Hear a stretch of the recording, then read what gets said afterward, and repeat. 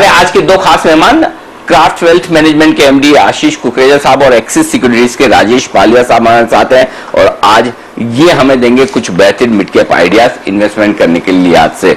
Okay, तो आइए शुरुआत करते हैं लॉन्ग टर्म पिक्स के साथ और उसके बाद थोड़ी देर में मैं आपके सामने रखूंगा वो स्टॉक जो आपको 10 की कमाई के तौर पर कवर्ड कॉल्स में देने वाले हैं आपको कुणाल जी और राकेश जी। लेकिन उससे पहले आशीष जी आपका लॉन्ग टर्म पिक बताइए, आज आपसे शुरुआत करते हैं जी। Good morning Anil ji. Anil ji, long term में स्टॉक्स इन लाइन विद जो लास्ट टाइम था, जो हमारा एक स्टॉक चला महिंद्रा लॉजिस्टिक्स, उसी एक फ्रेमवर्क में अगर चले तो जो ये सप्लाई चेन या लॉजिस्टिक्स मैनेजमेंट की कंपनीज है वो हमें बहुत अच्छी लगती हैं। और उसमें एजिस लॉजिस्टिक्स एक बहुत ही उम्दा कंपनी है, क्वालिटी मैनेजमेंट वाली कंपनी है। जो उनका कैपेसिटी है that is behind them now, जो capacity build up is already happened. और जो ये पूरा उनका मॉडल है वो बहुत ही मोनोपोलिस्टिक मॉडल है। मतलब जो गैस का उनका बिजनेस है, जो गैस कैरी करने का बिजनेस है, that is one of the very unique businesses in India, in clear monopolistic business. So और मुझे लगता है 25 से 30% ROCE वाली कंपनी, कुंदा management, no major debt burden, so it's a clear long term winner. तो यहां से मुझे लगता है अगर आप साल भर का नजरिया बनाएं तो शायद 300 तक के स्तर भी आ सकते हैं। तो मैं काफी श्योर हूं कि ये स्टॉक साल भर में 100 रुपया देके जाएगा। तो ये है आपके लिए 225 रुपए के टारगेट के लिए एजिस लॉजिस्टिक्स और महिंद्रा लॉजिस्टिक्स। बिल्कुल मुझे अच्छे से याद है, महिंद्रा लॉजिस्टिक्स आपने 400 रुपए के टारगेट के साथ दिया था लॉन्ग टर्म पिक, लेकिन वो तो शॉर्ट टर्म निकली। आपने बताया था लॉन्ग टर्म, लेकिन वो तो भाग ही गया एकदम से। मतलब भागा भी ऐसा कि नॉन स्टॉप सरपट और पूरा लॉजिस्टिक स्पेस भागा है। तो पिछली बार की महिंद्रा लॉजिस्टिक के बाद अब एजिस लॉजिस्टिक, ये है आशीष जी की तरफ से पहली पिक। आइए पहली पिक ले लें एक बार फिर से हम राजेश जी से भी। राजेश जी का भी स्वागत करते हैं। राजेश जी गुड मॉर्निंग, बताएं sir. Good morning Anil ji. Anil ji अगर आपकी इजाजत हो तो मैं 2 मिनट में अपना प्रीवियस जो पिक दी थी उनका एक अपडेट दे दूं। हमने last to last week Granules buy दिया था 206-200 की रेंज में, अभी 235 के आसपास चल रहा है। ये लॉन्ग टर्म पिक थी। फिलिप कार्बन हमने 95-93 के रेंज में बाय करने की सलाह दी थी, इसका टारगेट अचीव हो चुका है। 115 के आसपास टारगेट था, वो अचीव हुआ। एस्ट्रल हमने शॉर्ट टर्म के लिए दिया था 938-925 की रेंज में, 1000 का टारगेट था, वो अचीव हुआ। लास्ट वीक जो हमने दी थी वो BISF दी थी, तो अनफॉर्चुनेटली उसका स्टॉप लॉस ट्रिगर हुआ। MCX दिया था 1280-1260 की रेंज में, वो अभी 1322 के आसपास चल रहा है। और टिम्पलेट दिया था 120 के आसपास, 144 का टारगेट था, वो अचीव हुआ था। आज के लिए जो SPL में पिक है लॉन्ग टर्म के हिसाब से जो हमने पिक आइडेंटिफाई की है वो पॉलीप्लेक्स है। पॉलीप्लेक्स में अगर हम सेटअप देखें तो स्टॉक में सारे इंपॉर्टेंट मूविंग एवरेज के ऊपर ट्रेड करा और जिस तरीके का कंसोलिडेशन का ब्रेकआउट देखने को मिला है डेली वीकली चार्ट के सेटअप के हिसाब से, जो स्टॉक पे फॉर्मेशन बने उसके हिसाब से हमें लग रहा है 650-675 के टारगेट इसमें अगर इसको 2 से 3 महीने का टाइम देते हैं तो इसमें देखने को मिलेंगे। करंट लेवल से 570, अभी 580 ऑलरेडी इसका बाय हो चुका है। तो थोड़ा सा भी अगर कोई करेक्टिव एक्शन आता है तो इसको एक्यूमुलेट करे, 525 स्टॉप लॉस रखे तो आइडियल बाइंग रेंज जो होगी मेरे हिसाब से 575-555 ये रेंज में एक्यूमुलेट करे। 650-675 तक के टारगेट पॉलीप्लेक्स में 2 से 3 महीने में देखने को मिलना चाहिए। ओके, तो ये है वो स्टॉक जहां पर खरीदारी करने की राय। और जैसा अभी आशीष जी बता रहे थे, जैसा अभी राजेश जी बता रहे हैं, काफी सारे लोग हैं ना मुझे ट्वीट करके बोलते हैं। हमारे एक दर्शक है, उनके तो बहुत बार ट्वीट आए, भरत मिश्रा, वो कहते भी है कि भाई 10 से 11 वाले शो में मजा नहीं आ रहा, थोड़ा सा बोरिंग हो रहा है। देखिए मजा अपनी जगह, कॉल्स और कमाई अपनी जगह, दोनों का मिक्सचर चाहिए। मजा तो कर लेंगे, अभी 3:30 बजे फिर से आप जुड़ जाइएगा मस्ती की पाठशाला में, खूब मजा आएगा। लेकिन ये जो सीरियस एडवाइस आपको मिल रही है इस पे फोकस कीजिए। क्या स्टॉक्स एक हफ्ते में आपको रिटर्न दे रहे हैं? देखिए कई बार ये होता है, अगर आपकी ट्रेडिंग की माइंड सेट है तो बहुत अच्छी बात है। सारे एक्सपर्ट अभी भी बैठे हैं, कुणाल जी, राकेश जी, वागले साहब है, सुमित जी आपको पिक्स देते रहेंगे, सचिन जी BTST कॉल्स के लिए तो इनके सारे मैदान खुला हुआ है एकदम। लेकिन इन्वेस्टमेंट ग्रेड के स्टॉक्स भी देखिए, क्या आपको 10 से 11 के बीच में जो क्वालिटी एडवाइस मिल रही है, जो क्वालिटी रिसर्च मिल रही है, वरिंदर आपके लिए एक्सेल लेकर आ रहे हैं। देखिए कल उन्होंने आपको फर्स्ट सोर्स बताया किस तरह से राकेश जूनीवाला की स्टेक बढ़ी है। जो आशीष जी ने पिछले हफ्ते लॉन्ग टर्म के लिए महिंद्रा लॉजिस्टिक बोला, शॉर्ट टर्म में ग्रेन्यूल्स वगैरह। आप देखिए तो 10 की कमाई में जो स्टॉक्स आ रहे हैं ना वो बहुत क्वालिटी स्टॉक्स आ रहे हैं और वेल रिसर्च स्टॉक्स आ रहे हैं। तो ये आपको करना बहुत जरूरी है, और इसीलिए हम कोशिश करें कि न सिर्फ आपको ये तेजी का फायदा आप ट्रेड करके तो कर ही सकते हैं, लेकिन असली मजा, असली जो कमाई है ना, वो पोजिशनल ट्रेड में और पोजिशनल स्टॉक्स में जो आ रही है। क्यों बंसल जी, सहमत है ना? आपकी तगड़े क्वालिटी स्टॉक्स यहां पर निकल कर आ रहे हैं हमारे एक्सपर्ट्स की तरफ से। बिल्कुल अनिल जी, देखिए सहमत हूं। देखिए अनिल जी, एक चीज कहना चाहूंगा, जब कोई छोटा बच्चा होता है तो अनिल जी वो होली के गुब्बारों से खुश होता है, फिर दिवाली के पटाखों से, फिर खुशी के पैमाने बदलते रहते हैं। और आज अनिल जी जो बंदा जी बिजनेस देख रहा है, चाहे वो पैनल पे बैठा हुआ है, हम जैसे पैनलिस्ट हैं, मेरे आपके जैसे कुणाल जी या व्यूअर हैं, तो अनिल जी उन सबका जो शरीर है, बॉडी है, वो एक ही फ्यूल से चलता है और वो फ्यूल है पैसा। तो अनिल जी दमदार पिक्स मिल रही है, बॉडी में एनर्जी चल रही है, इस कोरोना के माहौल में बॉडी फुल ऑफ एनर्जी है। तो मेरा ऐसा मानना है कि मजा तो आना ही चाहिए। तो जिसको मजा नहीं आ रहा है वो उस इन्वेस्टमेंट वाली पिक्स पर काम करे, निवेश करे, तो डेफिनेटली मजा आएगा। बिल्कुल। तो थोड़ा सा है ना, कभी कभी मस्ती मजाक के साथ सीरियस एडवाइस पर भी फोकस कीजिए, इन स्टॉक्स पर फोकस कीजिए। देखिए अल्टीमेटली आप पैसा कमाने के लिए चैनल देख रहे हैं, पैसा कमाने के लिए ये पिक्स बहुत बढ़िया है। अगर मैं कह रहा हूं बहुत बढ़िया, तो आप थोड़ा सा उस पर गौर फरमाइए। ये एक्सपर्ट्स बहुत मेहनत करके रिसर्च के साथ, क्योंकि इस पूरे शो में ना मैंने जो फोकस किया है ना, मैं साफ कहता हूं कि मिड कैप स्टॉक्स चाहिए और वेल रिसर्च स्टॉक्स चाहिए।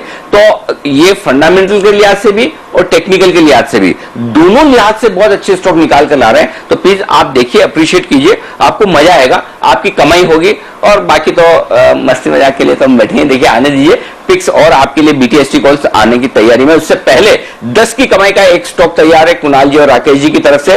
तो पहले उसके लिए कुणाल जी, राकेश जी इंतजार कर भी रहे हैं 10 मिनट से। 10 मिनट से जब आप इंतजार कर ही रहे हो सर, तो 2 मिनट और सही, 3 मिनट और सही, क्या फर्क पड़ता है? क्यों? क्योंकि सुमित जी का सैटेलाइट तैयार है इस वक्त। सबसे पहले तो पहले सुमित जी का सैटेलाइट, और उसके बाद आपकी 10 की कमाई।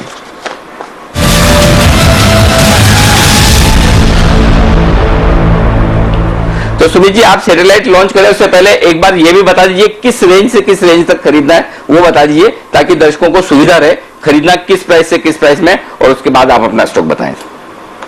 जी अनिल जी, अच्छा वो आप जल्दी से आ गए क्योंकि स्टॉक में मोमेंटम है। 10:16 हुआ है, स्टॉक का भाव चल रहा है 168,169, 2% ऊपर तक बिंदास खरीदिएगा। स्टॉक का नाम है SPARC, Sun pharma advance research company limited, जिसका सिंबल है स्पार्क। इस स्टॉक के अंदर जिस तरह का नाम है वैसा ही स्पार्क देखने को मिलेगा। पिछले 7 से 10 दिन का कंसोलिडेशन का ब्रेकआउट दिया है स्टॉक ने। स्टॉक के अंदर 8 लाख शेयर्स का वॉल्यूम है, जो कि शुरुआती 1 घंटे में अच्छा वॉल्यूम होता है स्टॉक के अंदर। स्टॉक के अंदर खरीदारी करें, यहां से एक अच्छा अपसाइड मूव देखने को मिलना चाहिए। ऊपर में मेरे को लगता है 180 का पहला टारगेट होगा, और 180 का लेवल टूटने पे 190 रुपए तक के स्तर अगले हफ्ते में स्पार्क में देखने को मिल सकते हैं। तो खरीदारी करें। नीचे में जो स्टॉक का सपोर्ट है 160 से 162 के आसपास है, तो वो स्टॉप लॉस होना चाहिए। 180 इमीडिएट टारगेट, 190 नेक्स्ट वीक का टारगेट, और यहां पे सीएमपी बेस के अंदर खरीदारी कर सकते हो। ओके, तो spark Sun pharma advance research, यहां पर करें खरीदारी आप। मौजूदा स्तर है 172 के आसपास ये, और 160-62 आज का लो 161.40 है, वही स्टॉप लॉस लगा लें और तेजी कर सकते हैं स्पार्क पे आप इस वक्त। आइए कुणाल जी और राकेश जी के लिए 10 की कमाई का बिगुल, और उसके बाद वरिंदर बंसल तैयार है अपने एक्सरे रिपोर्ट के साथ।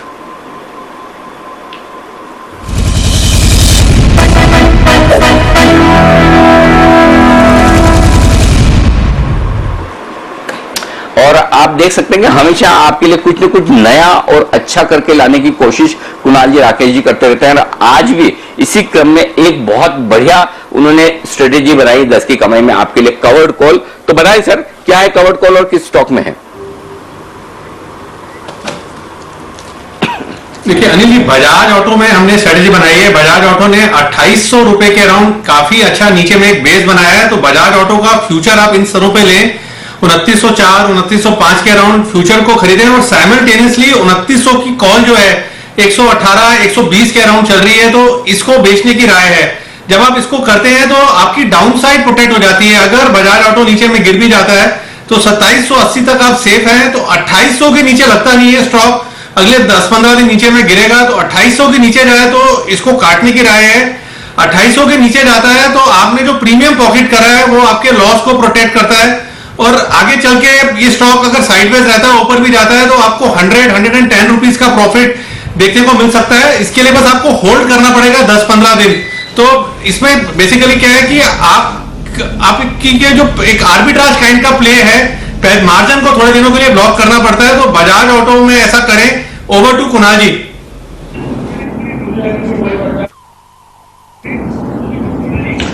अनिल जी देखिए, बजाज ऑटो में हमें सीमित अपसाइड लग रही है, स्ट्रक्चर बहुत मजबूत है, सारे स्टॉक्स तेज हो रहे हैं ऑटो स्पेस पे, और बजाज ऑटो हमें लगता है कि 3000 को पार नहीं करेगा, लेकिन ओवरऑल तेजी बनी रहेगी। तो इन स्तरों पे सबसे अच्छा जो विकल्प है वो इसको कवर्ड कॉल से ट्रेड करने का है। मौजूदा स्तरों पर बाय करें बजाज ऑटो का फ्यूचर और 2900 की कॉल को सेल कर दें, इससे आपको इसका प्रीमियम मिलेगा।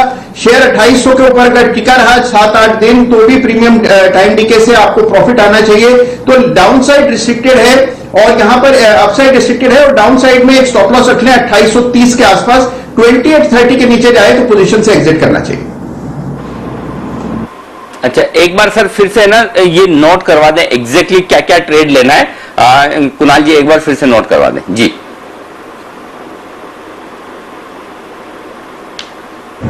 अनिल जी देखिए, फ्यूचर खरीदना है मौजूदा भाव पर सिंपली, और 2900 की जो कॉल है उसको शॉर्ट करना है।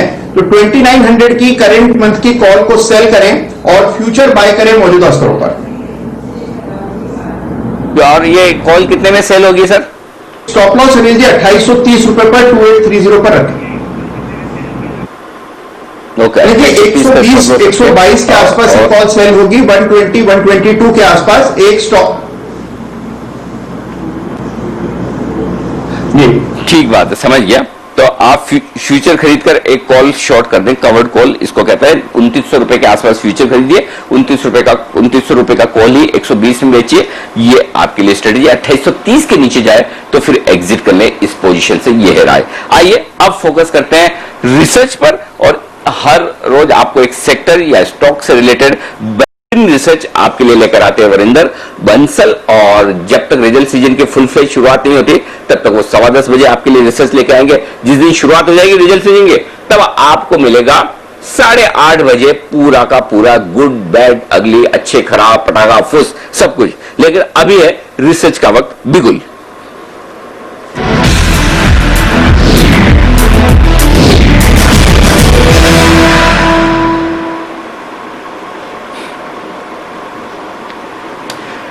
वरिंदर बताएं आज कौन सा सेक्टर या स्टॉक चुना है आपने रिसर्च के लिए? सर लास्ट 2-3 महीने से दो चीजें चल रही है, ट्रैक्टर्स और ट्रेडिंग। तो उसमें से ट्रैक्टर्स तो आपको पता है जिस तरीके से स्कॉट्स चल रहे हैं या सब बोल रहे हैं। उससे पहले आप अपने बताएं, उससे पहले कि आप अपना स्टॉक और ये रिसर्च बताएं।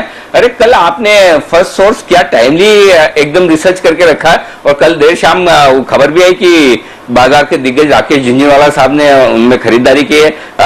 तो आपको बधाई, एकदम टाइमली रिसर्च आपने हमारे दर्शकों तक पहुंचा दी। तो कल जिन लोगों ने आपकी रिसर्च पे एक्ट किया होगा उनके लिए तो ठीक हो गया कम से कम। तो बहुत बहुत बधाई और आपको धन्यवाद भी इसके लिए। नहीं sir, thank you so much. But honestly हमें सेटिस्फेक्शन मिला कि ये हुआ, तो एक होता है ना स्टैंप लग गया हमारी रिसर्च पे, वो अच्छी चीज है। बट ऑनेस्टली उन्होंने भी नीचे लिया होगा सर, स्टॉक ऑलरेडी डबल हो चुका है। एंड जितना मुझे मालूम है कि वो लोग एक क्वार्टर के लिए, एक दिन के लिए नहीं लेते हैं। अगर वो कुछ अगले 3-5 साल के लिए सोच रहे हैं कंपनी में, उसमें बड़ा वेल्थ बनेगा उनका भी और इन्वेस्टर्स का भी, अगर वो भी वैसा सोचेंगे।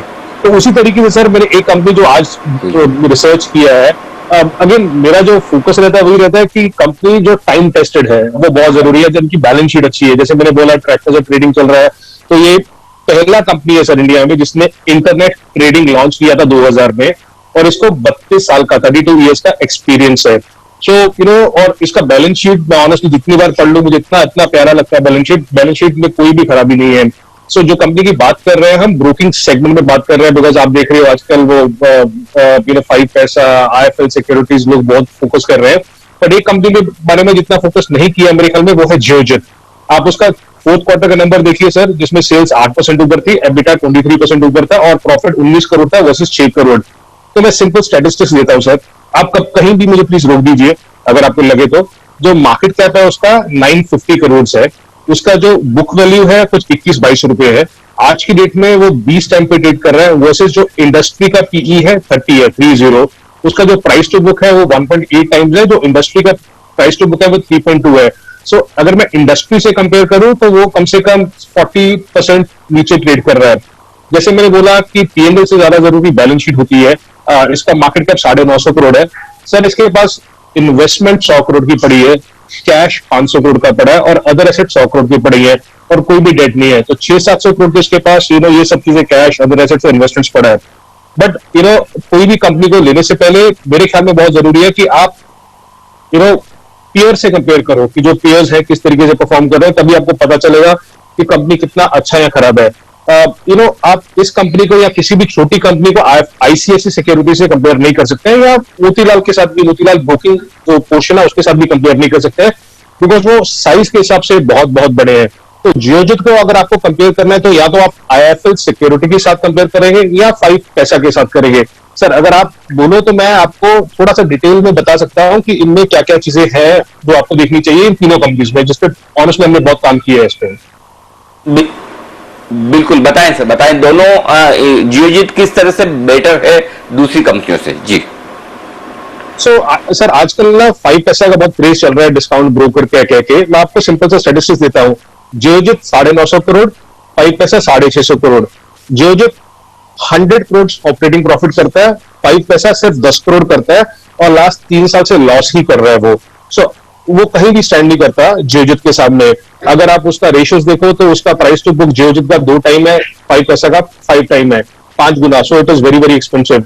डिविडेंड यील्ड जियोजित का 5% है, इसका कोई डिविडेंड यील्ड नहीं है 5 पैसा का। ऑपरेटिंग प्रॉफिट जियोजित का 40% है, इसका कोई ऑपरेटिंग प्रॉफिट 9% है और लास्ट 3 साल से जैसे मैंने बताया लॉस कर रहा था। अगर आप नेट कैश फ्लो देखो तो जियोजित 50 करोड़ का नेट कैश फ्लो पॉजिटिव करता है और वो 42 करोड़ का नेगेटिव करता है। सो अगर दोनों कंपनी से कंपेयर किया जाए, clearly Geojit stands out of 5 पैसा, और उसमें आई डोंट नो कि हाँ भी उसको इतनी तरीका 650 करोड़ का वैल्यूएशन किस तरीके से मिल रहा है, बिकॉज हिस्ट्री नहीं है उसकी। दूसरा, अगर आपको आईएफएल सिक्योरिटी के साथ कंपेयर करना है तो आईएफएल सिक्योरिटीज बड़ा है जियोजित से। उसका सेल्स, आईएफएल सिक्योरिटीज का सेल्स डबल है जियोजित से। वैल्यूएशन वाइज दोनों सेम है sir, price to book, price to earning दोनों सेम है। आईएफएल सिक्योरिटीज प्राइस अर्निंग से थोड़ा सा नीचे कम है, डिविडेंड यील्ड सेम है, उसका डेट इक्विटी आईएफएल सिक्योरिटीज का ज्यादा है। एक चीज जो मैंने देखी सर जिसमें जियोजित थोड़ा सा प्लस है compare to IFL securities, IFL securities contingent liability है कुछ 600 करोड़ की, जो आपको देखनी चाहिए कि क्या चीज है वो। और जो नेट कैश फ्लो था लास्ट ईयर, जैसे मैंने बोला जियोजित का 50 करोड़ का पॉजिटिव है पर उसका 150 करोड़ का 140 करोड़ का नेगेटिव है। So that is not a great thing. Customer wise दोनों सेम है सर। क्लाइंट जो 10-10.5 लाख जियोजित है, 10 लाख इसके है। नया कस्टमर एडिशन जियोजित का ज्यादा हो रहा है आईएफएल सिक्योरिटी से। डिस्ट्रीब्यूशन एएम भी दोनों का, क्योंकि इसका 3750 करोड़ है, उसका 2800 करोड़ है। सो दोनों अच्छी कंपनीज है, बट जियोजित ओनली बिकॉज 32 साल का experience, very clean balance sheet, stands clearly out of 5 पैसा। आईएफएल सिक्योरिटी के साथ दोनों एक जैसे हैं, बट आईएफएल सिक्योरिटी को थोड़ा और टाइम के लिए वो कंसिस्टेंसी दिखानी पड़ेगी, जिससे उसको ये और बेहतर वैल्यूएशन मिलेगा। ठीक बात है। तो ये आपके जियोजित फाइनेंशियल पर कोई डिस्क्लेमर आप जाने से पहले देना चाहते हैं तो बता दें सर। यस सॉरी, एक दो पॉइंट रह गए सर। तो इसमें 2-3 चीजें जो मुझे अच्छी और बुरी लगती है, बुरी भी बता दूंगा जरूरी है। एक तो सर इसका प्रमोटर शेयर होल्डिंग 62% है जियोजित का लास्ट 12 साल से। कभी भी हमने शेयर होल्डिंग पैटर्न ऊपर नीचे देखा नहीं है। राकेश झुंझुनवाला जी 7.5% ओन करते हैं, वो भी लास्ट 8 साल से कंसिस्टेंटली कभी उन्होंने कोई भी छेड़खानी नहीं की है। सर किसी भी कंपनी में अगर आपको देखना है कि कंपनी अच्छा है बुरा है, तो आप कैपिटल हिस्ट्री देखो। कैपिटल हिस्ट्री में उसने कितनी बार मार्केट में आके पैसा रेज किया है। तो एक जो पॉजिटिव पॉइंट जियोजित का है कि उसने कभी भी 2007 से पैसा रेज ही नहीं किया। बैलेंस शीट जैसे मैंने बोला कि वो बहुत क्लीन है, कॉन्टीजेंट लायबिलिटी नहीं है, कैश फ्लो पॉजिटिव है। नेगेटिव बता दूं सर, वो केरला सेंट्रिक है। वो इतना एग्रेसिव नहीं है जितना आईएफएल सिक्योरिटीज या दूसरे जो है वो इतने एग्रेसिव है। सो ये थोड़े से नॉट एग्रेसिव कैटेगरी में आते हैं। इनको थोड़ा और एक्सपेंशन करना पड़ेगा, कुछ और बिजनेस एरियाज में डिस्ट्रीब्यूशन हुआ जहां पे इनको इनकम ज्यादा आएगी, तो वो एक और चीज उनको देखनी चाहिए जियोजित को। Otherwise, if you want to have a very solid company in this sector, honestly, ICICI Securities stands out. But अगर आपको clean balance sheet, proven management, good balance sheet चाहिए, तो Geojit is one company because of the valuations आपको देख सकते हो, because आज 50 करोड़ का प्रॉफिट करता है, अच्छे टाइम में उसने 100 करोड़ का प्रॉफिट भी किया हुआ है। So let's see if the tide turns out, then may be this is one company. Disclosure wise sir, मेरा फंड नहीं करता है इस कंपनी को। इस कंपनी को ओन नहीं करते हैं एट ऑल। ये सब डेटा है जो आपके सामने रखा है, आप प्लीज अपना पढ़ लीजिए, फाइनेंशियल एडवाइजर से बात कर लीजिए कुछ भी डिसीजन लेने से पहले। That's all. ठीक बात है। हालांकि स्टॉक 10% के ऊपरी सर्किट पर है, लेकिन आप जो भी खरीदारी करिए, बेसिकली रिसर्च है, डेटा क्रंचिंग है जो आपके सामने रखी है। बाकी इन्वेस्टमेंट डिसीजन आप खुद ले, क्योंकि वरिंदर कभी भी आपको कोई स्टॉक खरीदने या बेचने की राय नहीं देते, ये आप ध्यान में रखिएगा। वो बिल्कुल भी इस तरह की एडवाइस नहीं करते हैं, तो आप अपना और नहीं उनके डिस्क्लेमर के मुताबिक उनके पास ये शेयर है या उनके पोर्टफोलियो में है, तो ये ध्यान में जरूर रखिएगा। और कोशिश वो हमेशा यही करते हैं वही स्टॉक्स की रिसर्च आपके सामने रखें जो उनके पोर्टफोलियो में नहीं है, या अगर वो लेंगे तो भी पहले रिसर्च करके आपके सामने रखेंगे, बाद में पोर्टफोलियो में शायद ले तो ले। तो ये एक बेस्ट कॉर्पोरेट गवर्नेंस स्टैंडर्ड वो आपके सामने रख रहे हैं। तो आप जो भी स्टॉक अगर उनके कहने के मुताबिक आप देखें तो रिसर्च के तौर पर देखें, न कि एडवाइस के तौर पर, ये ध्यान में जरूर रखिए। वरिंदर शुक्रिया, बहुत ही बेहतरीन स्टॉक आपने बताया और रिसर्च करके रखा। नहीं तो आमतौर पर जो धारणा होती है लोगों की कि जो शाइनिंग है, जो चमकता है, वो स्टॉक ज्यादा लोगों को समझ में आता है, लेकिन जो स्टॉक है ना अननोन है या फिर ठंडा सा है, लोग उसकी तरफ रिएक्शन कम देते हैं। जी वरिंदर, कुछ कह रहे हैं आप? नहीं, आप वो तेजस की बात कर रहे थे ना सर सुबह, तो उसमें अगर एक छोटा सा पॉइंट डाल दे, लोगों को समझ आए। जी क्या मैं पहले मैं उसी पर आ रहा था। हमारे दर्शकों को बताऊं कि जैसे जो एक और स्टॉक है जिस पर मैं डिस्कस कर रहा था वरिंदर से, तेजस नेटवर्क, जो कल HDFC म्यूचुअल फंड ने बिकवाली की है, तो उस पर भी कुछ इंटरेस्टिंग डेटा रिसर्च है वरिंदर के पास, बताएं वरिंदर। मैं 2 मिनट लूंगा सर इसमें। जैसे आप कंपनी को लेते हो कि यहाँ तो आप इंडस्ट्री में पॉजिटिव हो, अगर इंडस्ट्री में पॉजिटिव हो तो कंपनी ग्रो करेगा। सो तेजस हुआ, स्टेलर टेक्नोलॉजीज हुआ, लोगों को था कि 5G आएगा, तो इसलिए वो टेलीकॉम इक्विपमेंट में है तो उनको फायदा होगा, तो सेल्स ग्रो करेगा तो कंपनी ग्रो करेगा। अगर आप इसका सेल्स देखो सर, लास्ट 5 साल से मार्च 2017 में इसने 933 करोड़ का सेल्स किया था, आज की डेट में वो 386 करोड़ का सेल्स करता है। सो ऑलमोस्ट 900 करोड़ से उसका सेल्स नीचे आकर 400 करोड़ हो गया है। सो आप सोचिए, सेल्स 50-60% ऑलरेडी डाउन है। इसमें इशू क्या है सर? इसमें पैसा नहीं आता कंपनी के पास, and that is the biggest thing. Even Stellar technologies face the same thing. अब देखिए सर, 386 करोड़ का मार्च में सेल्स था, 386 करोड़ का, राइट? आपको पता है डेटर्स कितने सर इस कंपनी में? 364 करोड़। 400 करोड़ में 370 करोड़ डेटर्स है। आपको पता है इनको पैसा जो है वो जो डेटर से है, जिनको माल बेचा है, उनसे जो पैसा आता है वो 344 डेज में आता है। वो 2020 में हुआ 344 डेज, और वो 125 दिन था 4 साल पहले। तो अगर मैंने कोई माल बेच दिया, माल बेचने के बाद अगर 4 महीने में पैसा आता था, आज की डेट में वो पैसा 12 महीने में आता है। And that has been the biggest issue with this company since last many quarters. Management बोलते कुछ है, करते कुछ है। Honestly, उन्होंने गाइडेंस कुछ और दिया था, एग्जीक्यूशन कुछ हुआ, नंबर्स कुछ और आए। So ये किसी भी कंपनी में जहां आपको लगे कि पैसा ही नहीं आ रहा धंधे से, पैसा सेल्स हो रहा है पर रिसीवेबल्स ही अटके हुए हैं, बच के रहिए प्लीज, थोड़ा सा ध्यान से, मतलब जो भी है ध्यान से। ये तो है ना, अभी बात यही है कि पागलपन है मिड कैप शेयरों में। जब फंड की बिकवाली के बाद लोगों को लगता है कि अब सेलिंग प्रेशर खत्म हो गया और स्टॉक ऊपर के सर्किट पे, हालांकि है 5% के सर्किट, लेकिन कभी जो 5% सर्किट पर लाइन लगाकर लोग खड़े हैं, कृपया करके एक बार बैलेंस शीट पढ़ लें, डेटा देख लें, आपके लिए अच्छा होगा। बाकी तो ठीक है, मार्केट है, किसी भी स्टॉक का कोई भी भाव ऊपर या नीचे हो सकता है, वो तो हमेशा पॉसिबल है, लेकिन खरीदने के पहले अगर इन्वेस्टमेंट करें, बाकी तो ठीक है। जिसको चलती गाड़ी में चढ़ना है, चलती गाड़ी में उधर जाना है, उनके लिए तो ठीक है, ये फन है, एंजॉय है। बन गए पैसे तो भी अच्छी बात है, नहीं बने तो आपका नसीब। बट कभी कभार पढ़ लेना, समझ लेना, डेटा देख लेना, रिजल्ट देख लेना, बैलेंस शीट देख लेना, ठीक रहता है आपकी फाइनेंशियल सेहत के लिए। जो ये काम करते हैं वरिंदर बंसल दिन रात, सुबह शाम, ये आपके लिए। Thank you so much Varinder, बहुत ही बढ़िया आपने रिसर्च करके रखी है, न सिर्फ इस ब्रोकिंग कंपनी पर बल्कि तेजस पर भी। आपका शुक्रिया। आइए अब थोड़ी देर में हमारे साथ मैनेजमेंट जुड़ने वाले हैं, गार्डन रिच शिप बिल्डर्स। ये स्टॉक बड़ा सुर्खियों में, बड़ा एक्शन में भी है। मैं बस उनके पास 2 मिनट में जाने की तैयारी में, उससे पहले जल्दी से एक stock SPL mid cap stocks में पोजिशनल लेवल पर आशीष जी बताएं कौन सा स्टॉक है जो आपने पोजिशनल तौर पर चुना है?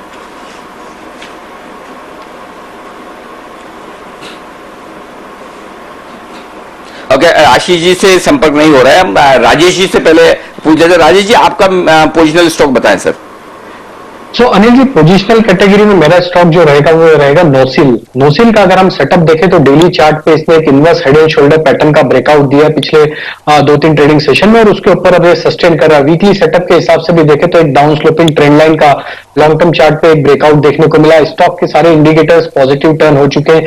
तो जिस तरीके का नोसिल का सेटअप है, हमें लगता है ये स्टॉक में 114-115 तक के टारगेट पोजिशनल बेसिस पे अगर इसको होल्ड रखेंगे तो इसमें देखने को मिल सकते हैं। कोई भी माइनर करेक्टिव एक्शन आती तो इसको एक्यूमुलेट करें। 97 रुपीज का स्टॉप लॉस रखें। 115 रुपए तक के टारगेट हमें लगता है नोसिल में अगर कोई इसको शॉर्ट टर्म पोजिशनल बेसिस पे होल्ड रखता है तो ये स्टॉक में देखने को मिलेंगे। ओके, तो ये है नोसिल, आपके लिए पोजिशनल बेसिस पर खरीदारी करने की राय है, और ये खरीदने की राय दे रहे हैं आपको राजेश पालिया साहब। आइए अब फोकस करते हैं न्यूज पर। व्यूज इस खास सेगमेंट में हम बात करते हैं देश की दिग्गज कंपनियों से कुछ न कुछ उन खबरों के बारे में, उन एक्शन के बारे में जो उन कंपनियों से जुड़े हुए हैं। तो आइए, आज हमारे साथ कार्यक्रम में शामिल हो रही है जो कंपनी, वो है garden rich management, garden rich ship builders.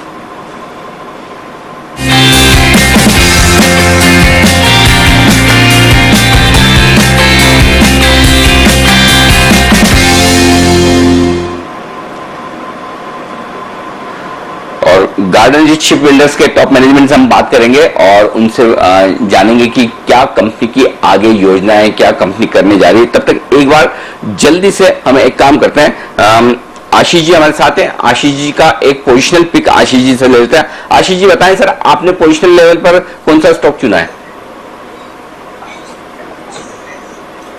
Anil ji, इस बार एक थोड़ा यूनिक स्टोरी है, जो टर्न अराउंड स्टोरी जैसे कहते हैं ना, वो आइडेंटिफाई हुआ है। बहुत समय में मिलती है कोई ऐसी स्टोरी। उसमें डीएफएम फूड्स करके एक स्टॉक है, अगर हम आपको याद हो तो क्रैक्स हम सब खाते थे, तो खाते हैं अभी भी।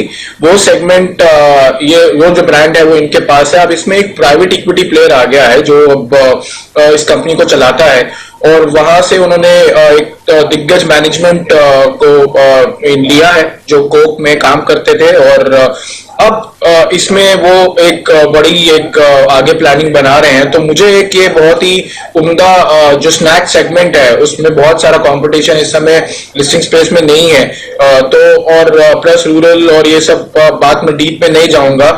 सो I think going ahead this company can be a turn around story, और पोजिशनल मुझे अच्छा लगता है। You know, I think 6 months to 1 year it's a very very good stock to hold on. So quality company now. ये है DFM food, ये एक बेहतरीन क्वालिटी के स्टॉक जो आशीष जी को पसंद है इस वक्त पोजिशनल के तौर पर। आइए, गार्डन रिच शिप बिल्डर्स के सीएमडी साहब हमारे साथ कार्यक्रम में शामिल हो चुके हैं, वीके सक्सेना साहब। सक्सेना साहब, बहुत बहुत स्वागत है। सबसे पहले तो शुक्रिया आपका, आपने जी बिजनेस के लिए वक्त निकाला। आपकी कंपनी बहुत सुर्खियों में, और ढेर सारी चीजें ऐसी है जो बड़ी इंटरेस्टिंग है आपकी कंपनी के बारे में। लेकिन सबसे पहले जो कल हमने एक खबर भी की, और उस पर मैं आपसे राय लेना चाहता हूं। सरकार 10% हिस्सेदारी बेचने की सोच रही है ऑफर फॉर सेल के जरिए। इस पर कोई अपडेट, क्या कोई ऐसा प्लान है, कुछ आप बता सकते हैं सर? देखिए, ये अभी प्रपोजल है, और जो कि गवर्नमेंट ऑफ इंडिया डीपम अभी इस पर विचार कर रहा है, और उसके ऊपर अभी कुछ समय में शायद कुछ फाइनल हो जाएगा। सो आने वाले समय में कुछ हमको शायद मालूम पड़े कि आगे क्या होने वाला है।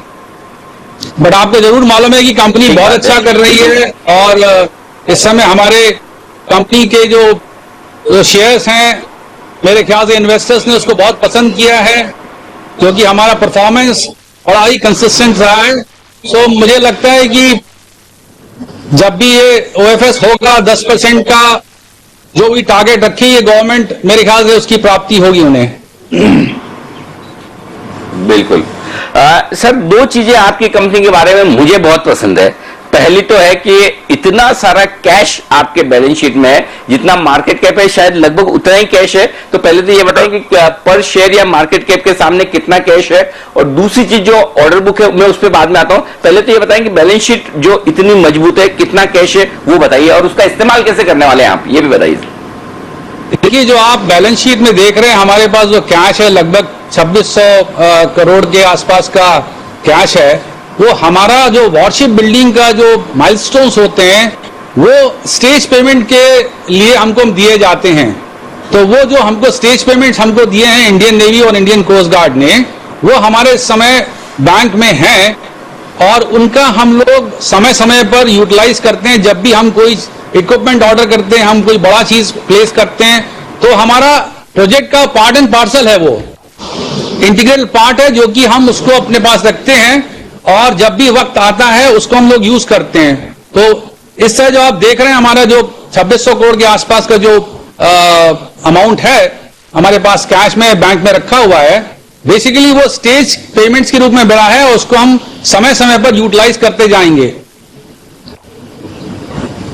ठीक बात है सर। ऑर्डर बुक, दूसरी बात जो मुझे बड़ी पसंद है, आपके पास मतलब गजब के ऑर्डर हैं। साइज बताएं ऑर्डर बुक की, और कितने साल के ऑर्डर आपके पास हैं ये भी बताएं सर। मेरे ख्याल से इस समय हमारी जो कंपनी बस बहुत अच्छा हेल्दी ऑर्डर बुक है, 26,554 करोड़ रुपए का, और जो कि 4 इंडियन नेवी के बड़े ही मेजर प्रोजेक्ट्स हैं और जिसमें कि 3 प्रोजेक्ट जो हैं बड़े नए प्रोजेक्ट्स हैं, उसमें 15 जहाज हमको बनाने हैं। और जो चौथा प्रोजेक्ट है लैंडिंग ऑफ यूटिलिटी शिप का, जिसमें कि हमको 8 जहाज बनाने थे, हमने 7 जहाज बना के ऑलरेडी दे दिए हैं अपनी भारतीय नौसेना को। अंतिम जहाज हम अक्टूबर तक उनको दे देंगे। तो उसके बाद हम लोग सिर्फ 3 मेजर प्रोजेक्ट जो हैं उसके लिए काम पे जुटे हुए हैं। अब आपको बता देता हूं कि 3 मेजर जो प्रोजेक्ट हैं उसमें सबसे बड़ा प्रोजेक्ट है वो 17 alpha stealth missile frigate 3 number. तो ये 3 जो स्टेल्थ मिसाइल फ्रिगेट हमें बनाने हैं, उनकी कीमत है 19,280 करोड़ के आसपास। तो ये बहुत बड़ा प्रोजेक्ट है और जिससे उसमें काम अभी चल रहा है, बहुत बढ़िया सुचारू रूप से चल रहा है।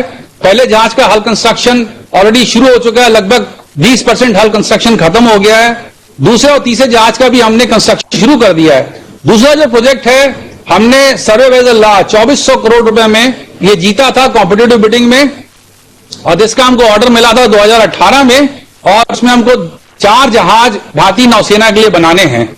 और जो तीसरा प्रोजेक्ट है वो है 8 ASW शैलो वाटर क्राफ्ट का, जिसमें कि हमको वो भी हमने कॉम्पिटिटिव बिडिंग में जीता था। उसका कॉन्ट्रैक्ट हमको पिछले बरस अप्रैल 2019 में मिला है।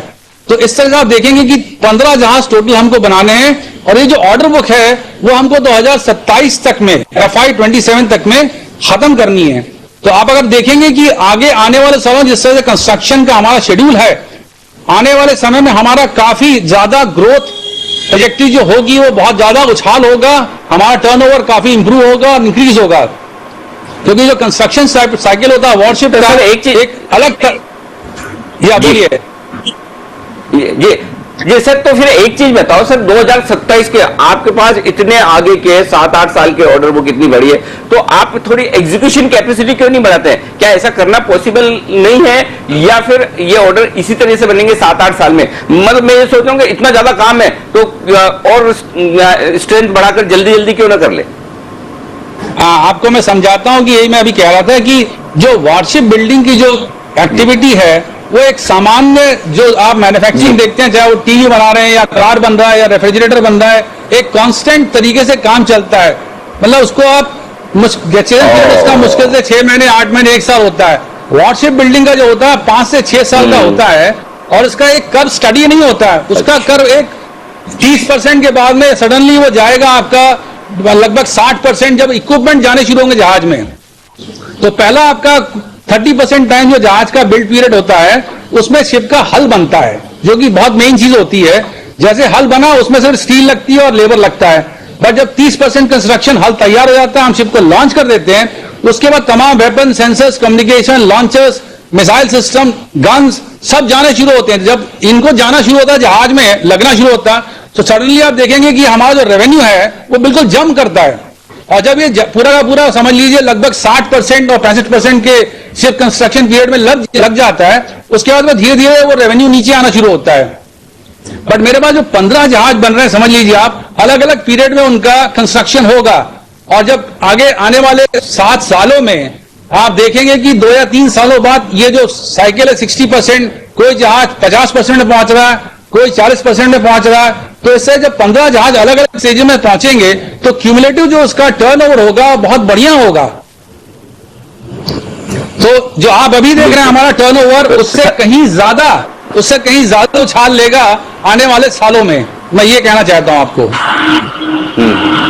बिल्कुल सर, मैं आपकी बात समझ गया। अब तो मेरा है ना एक्चुअली मन कर रहा है कि एक बार आपकी इजाजत और पता नहीं अगर आप अलाउ करते हो तो एक बार मैं आके आपकी फैसिलिटी देखना चाहता हूँ कि किस तरह से आप ये जहाज बनाते हैं। बहुत ही इंटरेस्टिंग चीज है कि एक वॉरशिप बनने में इतने साल लगते हैं, एक प्रोसेस होती है। शायद हम देखें तो हमें ज्यादा समझ में आए, नहीं तो क्या वो हम डेटा और ये मतलब 2-5 करने में ही रह जाते तो पता नहीं चलता। मुझे बड़ी खुशी होगी कि आप लोग या हमारे कोई भी दर्शक और हमारे इन्वेस्टर्स जब भी आना चाहें, हम ये जरूर कहते हैं कि हम देश के प्रमुख शिप बिल्डर्स हैं और हमारे पास जो फैसिलिटी है उसको हम लोग इंटीग्रेटेड मॉडुलर कंस्ट्रक्शन फैसिलिटी है जो कि हमने लगभग 605 करोड़ में बनाई है 2015 में, जो कि best in the world. I can say that in line with the best in the world.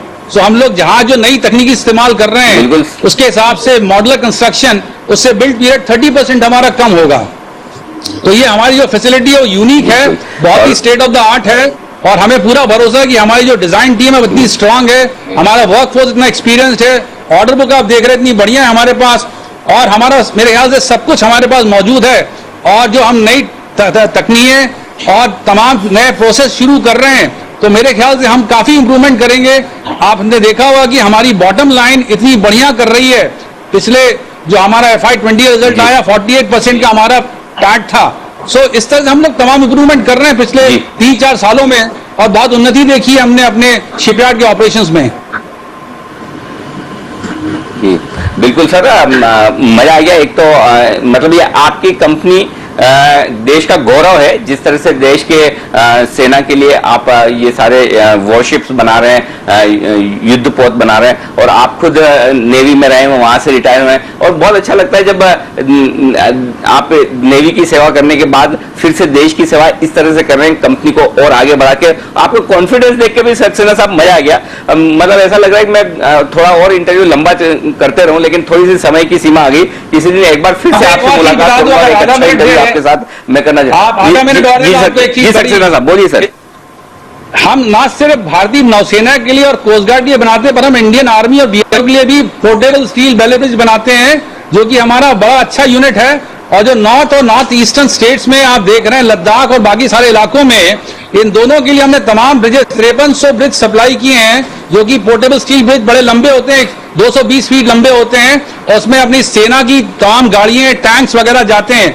तो हम भारतीय आर्मी को भी अपनी और अपने बॉर्डर ऑर्गेनाइजेशन को भी सहायता देते हैं, उनके लिए भी हम सपोर्ट कर रहे हैं। तो हम नेवी के लिए भी, इंडियन आर्मी के लिए भी और बीआरओ तीनों के लिए हम लोग काम कर रहे हैं। क्या बात है, बहुत ही जबरदस्त। और सर आपको शायद पता है, नहीं पता है, मुझे नहीं मालूम, लेकिन हम हर रोज जब सुबह शो का समापन करते हैं 11 बजे के आसपास, अब से 5 मिनट बाद हम शो का समापन करेंगे, तब हम देश के जवानों के लिए एक सैल्यूट हर रोज हम हमारे सारे एक्सपर्ट्स और हमारी पूरी टीम करती है कि जिस तरह से हमारे देश के जवान था। आज जब मैं शो का समापन करूंगा, वो सैल्यूट आपके और आपकी कंपनी के उन तमाम कर्मचारियों के नाम पर भी होगा जो देश के लिए इतना बढ़िया काम कर रहे हैं, इतने बढ़िया वॉरशिप बना रहे हैं। मैं दिल से आपको सर बधाई और धन्यवाद देना चाहता हूं। आज आपसे बात करके मुझे बहुत मजा आया, बहुत आनंद आया और एकदम मतलब जोश भी आ गया कि एक वाकई में देश के पास इतनी बढ़िया कंपनियां हैं जो देश के लिए बढ़िया काम कर रही। तो सक्सेना साहब बहुत बहुत शुक्रिया हमारे लिए वक्त निकालने के लिए सर। बहुत बहुत धन्यवाद। बिल्कुल, और आपके साथ एक इंटरव्यू मेरा पेंडिंग रहा, बिल्कुल अच्छे से एक बार मैं आपसे फिर से समय लेकर आपसे मुलाकात करके बढ़िया से एक इंटरव्यू आपकी कंपनी में पूरा डिटेल में हम जरूर करेंगे।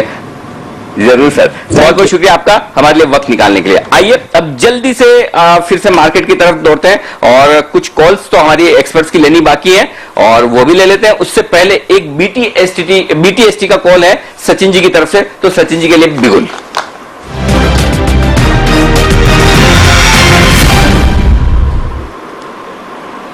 बताइए सचिन जी। अनिल जी, यहाँ पर वीकनेस नजर आ रही है सीमेंट स्टॉक्स में, स्पेशली अल्ट्राटेक सीमेंट का जो वीकली स्ट्रक्चर है मुझे लग रहा है काफी वीक हो रहा है। तो जिस तरीके से 3800 एक इंपॉर्टेंट सपोर्ट जोन था, उसके आसपास कल के सत्र में एक पुल बैक हुआ था, वापस वो पर्टिकुलर लेवल हाईलाइट हो रहा है, तो मुझे लग रहा है यहाँ पर वीकनेस अगले कुछ दिनों के लिए कंटिन्यू रह सकती है। ओवरऑल टारगेट एक्सपेक्टेशन होगा अराउंड 3720 तक का, तो यहाँ पे फ्रेश शॉर्ट्स अभी भी ऐड करने चाहिए अल्ट्राटेक सीमेंट में।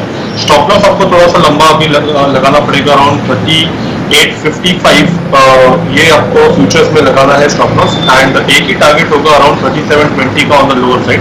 ये पोजीशन आपको एटलीस्ट 2 से 3 दिनों के लिए कैरी फॉरवर्ड करनी है। ओके, 3855 के स्टॉप लॉस के साथ शॉर्ट करना है आपको अल्ट्राटेक सीमेंट। सचिन जी की राय 3720 के टारगेट के लिए शॉर्ट पोजीशन आप बना सकते हैं। आइए अब शॉर्ट टर्म पिक्स ले लेते हैं हमारे दोनों एक्सपर्ट से। राजेश जी पहले आप बताएं शॉर्ट टर्म पिक आपकी आज के लिए, और उसके बाद सुमित जी भी अपने बीटीएससी कॉल के साथ तैयार हैं। जी Anil ji, short term pick जो रहेगी एसपीएल मिड कैप सेगमेंट में वो रहेगी मिंडा इंडस्ट्री। स्टॉक में अगर हम देखें तो 8 से 10 वीक का एक कंसोलिडेशन का ब्रेकआउट देखने को मिला स्टॉक में, और अगर हम वीकली सेटअप देखें तो इसमें एक ट्रायंगुलर फॉर्मेशन का ब्रेकआउट देखने को मिला है। जिस तरीके का चार्ट पैटर्न बना हुआ है हमें लगता है इसमें टारगेट जो आना चाहिए वो 340 345 तक के टारगेट आते हुए दिखना चाहिए शॉर्ट टर्म में। तो करंट लेवल से 300 रुपए के स्टॉप लॉस से मिंडा इंडस्ट्री बाय करने की सलाह रहेगी शॉर्ट टर्म पिक के हिसाब से। 311 के आसपास चल रहा है शॉर्ट टर्म पिक्स के हिसाब से, 300 रुपए के स्टॉप लॉस से खरीदना है। टारगेट क्या रखना है राजेश जी? अनिल जी 340 345 के टारगेट रखने। 340 345 के टारगेट ये राजेश जी की तरफ से। आइए अगला कॉल में आशीष जी से लूं, उससे पहले एक बार बीटीएसटी का बिगुल सुमित जी के लिए।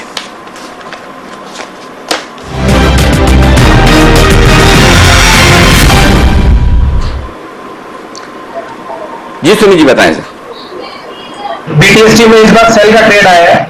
मेटल स्पेस में एनएमडीसी में गिरावट दिख रहा है। एनएमडीसी तेजी करते वक्त तेजी दिखाया नहीं, और अब थोड़ा सा करेक्शन आते ही स्टॉक ने कल का लो ब्रेक कर दिया है। 84-85 के आसपास स्टॉक में सेल बनता है। ऊपर में 87 का स्टॉप लॉस लगाना है, और नीचे में ऐसा लगता है कि एनएमडीसी में एक फॉल देखने को मिल सकता है, और 80 रुपीज या शायद 78 तक के लेवल भी देखने को मिल सकते हैं। तो एनएमडीसी में यहाँ के सेल का व्यू लेके काम करना है, और 87 का स्टॉप लॉस और 80 से 78 के टारगेट देखने को मिल सकता है। ओके, 80 से 78 के टारगेट के लिए आपको शॉर्ट करना है एनएमडीसी को 87 रुपए के स्टॉप लॉस के साथ। ये है राय इस वक्त। और शो खत्म करूंगा उससे पहले एक और इंटरेस्टिंग चीज मैं आपको बताने वाला हूं, और स्पेशली हमारे जितने दर्शक हैं उनके काम की एक बहुत बहुत बहुत काम की खबर आ रही है। तो अगले 2 मिनट में वो मैं बहुत काम की खबर आपको बताने वाला हूं। उससे पहले आशीष कुकरेजा साहब से मुझे एक बार उनकी शॉर्ट टर्म पिक लेनी है, तो आशीष जी से पिक ले लूं। पहले आशीष जी बताइए सर, आपका एसपीएल मिड कैप स्टॉक्स में short term pick. Anil ji मैं इसको शॉर्ट टर्म का दर्जा नहीं दे पाऊंगा, बट इतना जरूर कहूंगा कि इन्वेस्टमेंट ग्रेड का स्टॉक है, और क्योंकि ये सेक्टर में थोड़ा रुझान है इसलिए मैंने इसको शॉर्ट टर्म में लिया। मैं इसको प्रोबेबली एसपीएल में किधर भी ले सकता था, तो वो है केएसपी लिमिटेड।